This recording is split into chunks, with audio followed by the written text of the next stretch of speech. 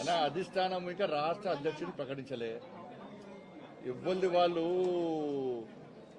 చంద్రబాబు నాయుడు గారు ప్రకటించరు, ఇంకోరు ఆయన ప్రకటించరు, ఈయన చెప్తే వచ్చిందంటే కాదు. రాష్ట్ర అధ్యక్షుడిని అధిష్టానము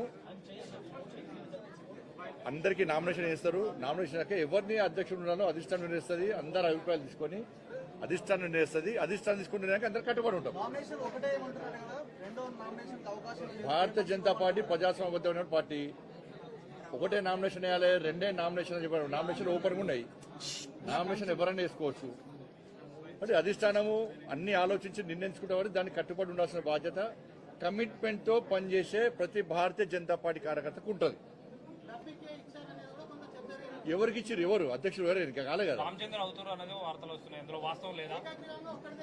సాయంత్రం ప్రకటిస్తారు, సాయంత్రం చెప్తారు నామినేషన్స్ తర్వాత. ఎవరు నామినేషన్ ఇస్తారో నామినేషన్స్ తర్వాత అధిష్టానం ఆలోచించి అప్పుడు అభ్యర్థిని ప్రకటిస్తారు. దాని తర్వాత రేపు సమావేశం పెడతారని చెప్పి ఇప్పుడు అన్ని ఫాల్తు మాటలు అంటారు. వాటిని ఎవరు సోషల్ మీడియాలో పెడుతున్నారు, నేను కూడా చూసినాను. అధ్యక్షుని కోసము, అధ్యక్షుని బాధ్యత కోసం ఎవరైనా అడగచ్చు. అడగడంలో ఎలాంటి తప్పు లేదు. వాళ్ళకు రావాలని కోరుకోవడంలో కూడా ఎలాంటి తప్పు లేదు. దాన్ని ఎవ్వరు తప్పు పట్టరు. ఎవరి వాళ్ళకి ఆలోచన రావాలని కోరుకోవడం తప్పేం లేదు. కానీ చివరికి ఏమవుతుంది, చివరకు అధిష్టానం నిర్ణయించిన వ్యక్తికి, అధిష్టానం ఆలోచించిన వ్యక్తికి, ఎందుకంటే అధిష్టానం అన్ని ఆలోచిస్తుంది, దేని ద్వారా పార్టీకి లబ్ధి పొందది. అట్లా ఒక అభ్యర్థిని ప్రకటించిన మాత్రాన మిగతా వాళ్ళు డమ్మి, మిగతా వాళ్ళతో ఏం కాదు. కాబట్టి ఎవరితో ఏ పని అవుతుంది, ఎవరికి ఏ బాధ్యత తప్ప చెప్పాలనో అధిష్టానం నిర్ణయిస్తుంది. ఈ భారతీయ జనతా పార్టీ ఈ మధ్య కొత్తగా స్టార్ట్ అయింది. నాకు ఈ మధ్య కొత్తగా స్టార్ట్ అయింది. ఈ సోషల్ మీడియాలో ఉల్టా పోస్ట్ పెట్టి చూడు, లేకుంటే వేరే పార్టీలు చేస్తుంటారు అందరూ. చంద్రబాబు నాయుడు గారు లేకుంటే ఇంకో నాయకుడు చెప్తే అధ్యక్షుని పెట్టేటటువంటి పార్టీ భారతీయ జనతా పార్టీ కాదు. భారతీయ జనతా పార్టీ దేశంలో అధికారంలో పార్టీ, అనేక రాష్ట్రాల్లో అధికారంలో పార్టీ, ప్రపంచంలో అత్యధిక సభ్యత్వం ఉన్న పార్టీ భారతీయ జనతా పార్టీ. నమ్మిన సిద్ధాంతం కోసం పనిచేసే కట్టర్ కార్యకర్తల పార్టీ భారతీయ జనతా పార్టీ. కాబట్టి అధిష్టానం అన్ని చూస్తున్నది. ఎవరైతే పార్టీకి వ్యతిరేకంగా వ్యవహరిస్తారో, ఎవరైనా ఇప్పుడు పెట్టలే సోషల్ మీడియా ద్వారా కానీ ఇతరత్ర వాళ్ళకున్న మీడియా సాధనాల ద్వారా కానీ పార్టీకి వ్యతిరేకంగా, పార్టీ అధిష్టానం నిర్ణయించిన అభ్యర్థికి వ్యతిరేకంగా ఎక్కడ ఏం చేసినా కూడా పార్టీ చాలా సీరియస్గా వ్యవహరిస్తుంది. బండి సంజయ్ ఉంటేనే పార్టీ, బండి సంజయ్ లేకుంటే పార్టీ లేదంటే మూర్ఖత్వం అవుతుంది. ఎవరు లేకుండా పార్టీ నడుస్తుంది.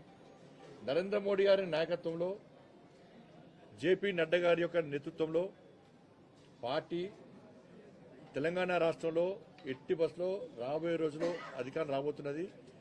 కట్టర్ కార్యకర్తలందరూ కూడా పార్టీ అధిష్టాన నిర్ణయానికి కట్టుబడి ఉంటారు. వీళ్ళు డమ్మి, వాళ్ళు డమ్మి, వీళ్ళు డమ్మి అని చెప్తే ఎవడో పెట్టినంత మాత్రాన ఇవాళ చూస్తున్నాను. ఎవరు బీఆర్ఎస్ వాళ్ళు పెట్టారు. బీసీ అంటే మనకి బీఆర్ఎస్ పార్టీ అని చంద్రశేఖరరావు దిగి బీసీకి ఇవ్వని చెప్పు. BRS party working president social media పెడుతున్నారు కదా, ట్విట్టర్లు పెట్టిస్తున్నారు కదా బీజేపీ బదనం చేయడానికి. మీ పార్టీలో ఎంతమంది బీసీ మంత్రి పదవులు ఇచ్చారు? బీసీలు లేకుండా ఇచ్చారు. మీరు దళితులు ముఖ్యమంత్రి చేస్తాను, మీ అయ్యా సిగ్గు లేకుండా ముక్కు నరుకుంటా, మూతి నరుకుంటా, తల నరుకుంటా, ఇది నరుకుంటా, కింద మీద నరుకుంటా అన్నాడు. ఏమైంది మరి? దళితులు ముఖ్యమంత్రి ఎందుకు చెప్పరాదు?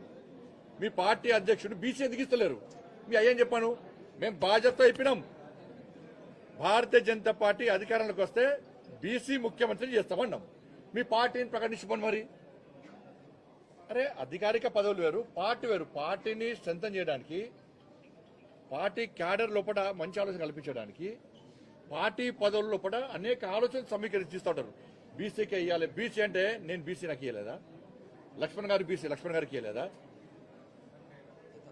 చలపతి గారు బీసీ, వారికి ఇవ్వలేదా?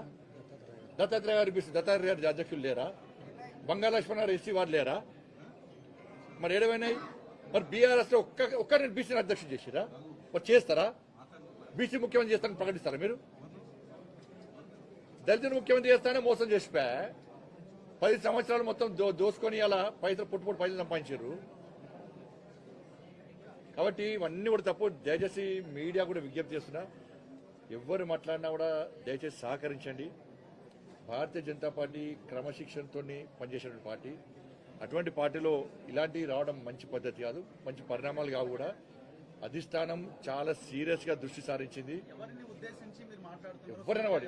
ఎవరైనా కూడా నేను మాట్లాడినా, మీరు మాట్లాడినా, ఎవరు మాట్లాడినా కూడా అది తప్పు అంటున్నా.